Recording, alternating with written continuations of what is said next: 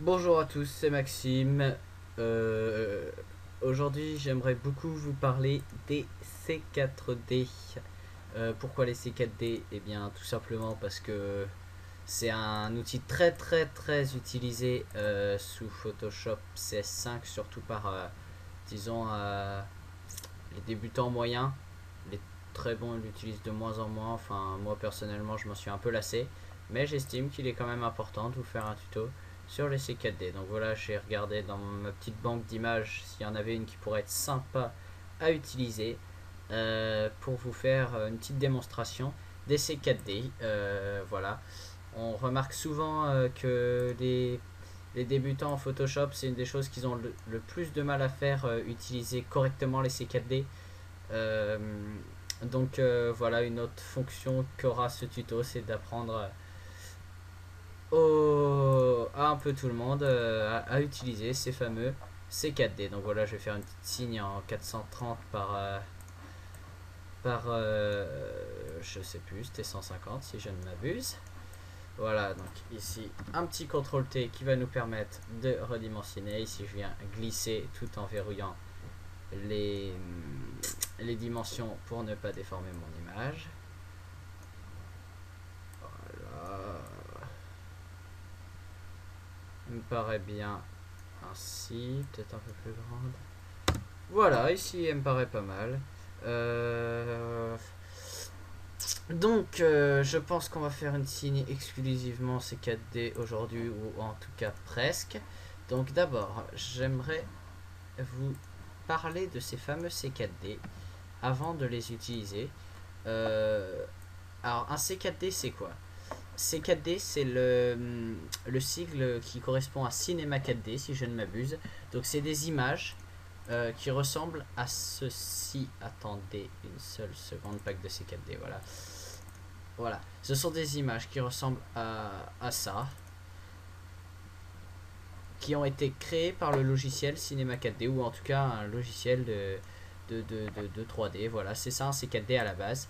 Mais on va dire que vulgairement, les utilisateurs de Photoshop considèrent tout ce qui vient.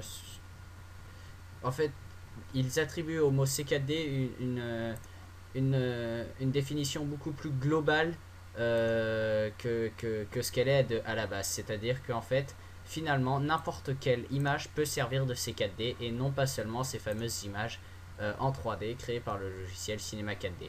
Donc ici, par exemple, donc voilà, déjà vous savez, je viens de vous apprendre que n'importe quelle image pouvait servir de C4D. Voilà.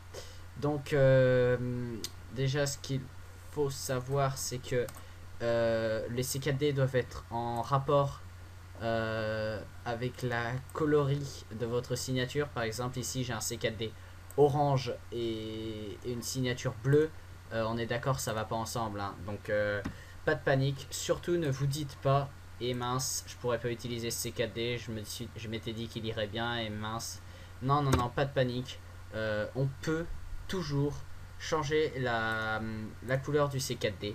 C'est-à-dire qu'ici, je vais tout simplement venir dans Réglages, ici, ou alors ici, vous pouvez y aller aussi, et venir appliquer une teinte saturation qu'on va mettre en masque d'écrétage euh, sur notre C4D, et venir régler la teinte jusqu'à ce qu'elle me convienne. Voilà, ici, elle est bleue, c'est parfait. Quoi de mieux? Et voilà. Une autre chose, si regardez ici, vous avez l'impression que votre image est blanchie par le C4D, vous pouvez venir appliquer un autre réglage qui est le réglage ici niveau, qu'on va mettre aussi en masque d'écrétage, et en augmentant les noirs, on va redonner voilà cette teinte de base. Regardez si je fais ça, la différence, voilà. En augmentant les noirs, on va permettre au mode superposition de faire disparaître complètement l'image. Les trois modes que vous devez majoritairement utiliser, c'est superposition, éclaircir ou lumière tamisée. Tous les autres modes sont proscrits à moins que vous commenciez à avoir un bon niveau et que vous ayez envie d'essayer de nouvelles choses. Je ne vous conseille pas d'utiliser d'autres modes que cela. Donc voilà, ici on a mis notre premier C4D qui rend plutôt pas mal ma foi, mais qui était un vrai C4D. Maintenant j'aimerais vous montrer que n'importe quelle image vraiment peut servir de C4D, et pourquoi pas même la même image. Donc voilà, je vais la scruter assez rapidement, voir si on peut en tirer quelque chose, et ça m'a l'air pas mal. Donc voilà, admettons qu'on vient de faire glisser là, pardon, elle est mise en masque d'écrétage avec les autres, notre image de base, et ben on va pouvoir tout simplement en faire un C4D. Donc comment faire ça? Ben, on va la passer en mode superposition. Je commence toujours par le mode superposition pour voir les rendus, et voyez ici on peut vraiment obtenir voilà, des belles choses.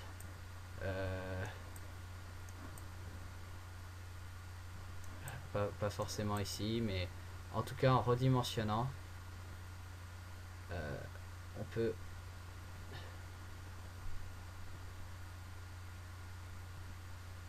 voilà, par exemple, tout simplement ici. Et si je viens augmenter les niveaux de noir, qu'est-ce que je suis en train de faire? Comment ça se fait que ça me fait ça?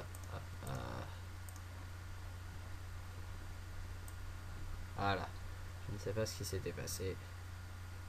Voilà, on peut obtenir des résultats vraiment jolis ici. Ensuite, vous venez supprimer à l'aide d'un masque de fusion les parties qui ne vous plaisent pas. Donc masque de fusion, je viens à l'instant, il y a un petit quart d'heure, de faire un tuto dessus. Donc si vous ne savez pas ce que c'est, ben, je vous invite tout simplement à aller le voir. Voilà, ici on peut vraiment... voilà, c'est un coup à choper en fait, les C4D. Voilà. Donc surtout ce qu'il ne faut pas, c'est que dans un C4D apparaisse le C4D dans son ensemble. Il faut ne garder que des petites parties qui peuvent rendre bien. Vous voyez ici sur les fleurs, voilà, quelques fleurs, quelques pétales de fleurs de temps en temps, et ça rend plutôt pas mal. Je dis pas que c'est un chef-d'œuvre, puisque c'est une signature que je fais comme ça à l'arrache pour vous, mais en tout cas, bah, on peut obtenir un résultat qui est plutôt pas moche. Et voyez, si on va donc sur Wallbase, donc tout le monde connaît, eh bien je suis sûr qu'en cherchant un peu, on va, euh, on va trouver, bah voilà, tiens par exemple, quelque chose qui peut faire office de C4D. Et c'est pour vous prouver vraiment que, que n'importe quelle image peut servir de C4D. Donc voilà, ici j'ai collé l'image, elle se trouve, je vais la diminuer un peu.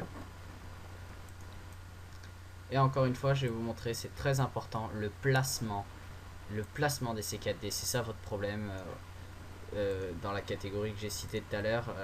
Ceux qui ont un peu de mal à utiliser les C4D lors de leur début, et bien voilà, c'est ça votre problème, c'est que vous prenez le C4D comme il est, vous ne le modifiez pas et vous mettez juste votre mode de fusion. Vous voyez, on peut le modifier à volonté. Ici j'ai tout simplement fait un clic droit, rotation à 180 degrés, ou je sais plus, symétrie axe horizontal ou quelque chose comme ça, mais en tout cas je l'ai déjà commencé à le modifier. Ensuite un masque de fusion pour ne garder que les parties qui nous intéressent.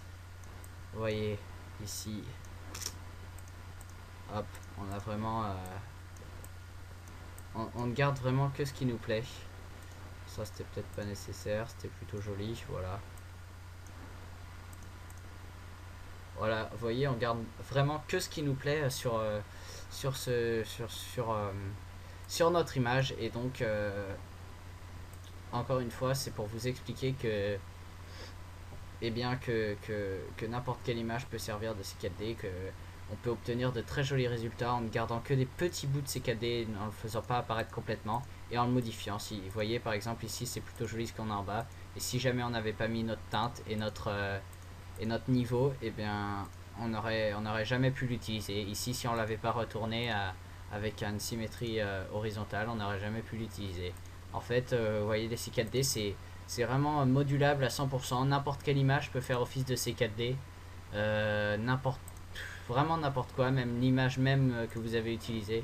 Même votre signature, par exemple, ici, si vous appliquez une image et que vous la faites, j'en sais rien, moi, rotation à 180 degrés, et que vous venez la mettre en superposition, eh bien, peut-être que vous pourrez récupérer des petites parties. Je ne sais pas du tout.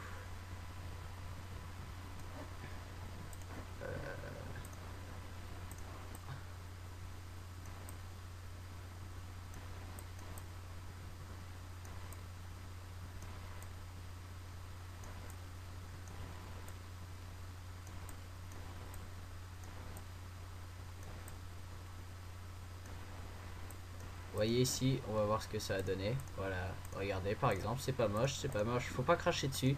Je sais que c'est pas du grand chef-d'œuvre, mais voilà, c'est toujours ça de prix. Vous voyez, notre propre signature a pu nous permettre de faire office de C4D. Donc voilà, c'est ça, un C4D, c'est comme ça qu'on les utilise.